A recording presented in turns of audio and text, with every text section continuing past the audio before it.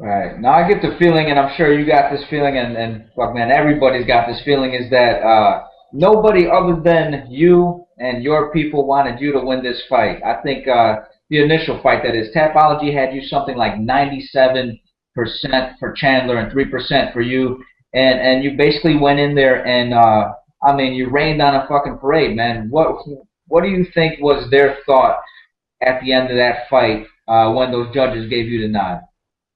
Yo, I mean, I think if I was completely being, I'm being completely honest about it. I think there were some people in the background that were shocked. They were surprised. They didn't know what to say. They didn't know what to do. They didn't want to. They didn't want to. They didn't want to, make themselves look bad.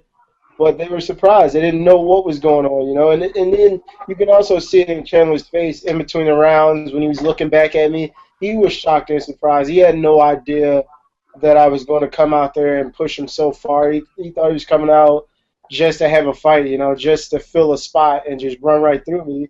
But again, if people go back and watch the fight and watch him walking back to his corner in between rounds, that look of concern, I believe that's what the people in the background who actually knew or thought that I was going to lose that fight, that's the same look that they had, And, it was fun, man. It was fun raining on people's parade, man. That's one thing that I get up for, I love being the underdog. I love when people try to set me up for the downfall, I love doing it.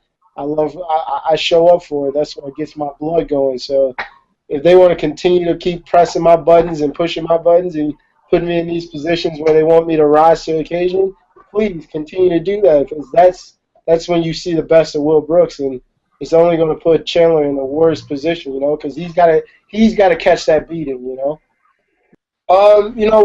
I looked at him and saw him going back to the corner, and when I felt his energy, being like when we were on the ground, when we were in the cage, I felt his energy. I felt his energy. I saw his face.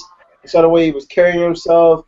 I looked over in between rounds while he was sitting on a stool, and it just looked like he looked lost. Like he didn't know what else to do. He had nothing else. His striking wasn't there.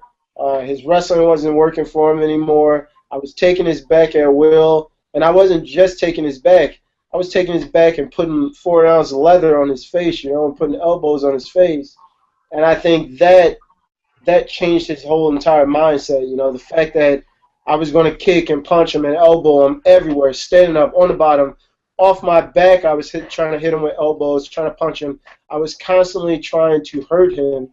And I think that's one thing that's going to be in the back of his mind, is that everything he does, he's going to pay for it. He's going to pay for it. He may land that takedown, but he's going to pay for it because he's going to gas himself out. And then once I feel him gas out, he's going to feel my pressure. He's going to feel me rise up while he's falling down, and I'm going to crush him.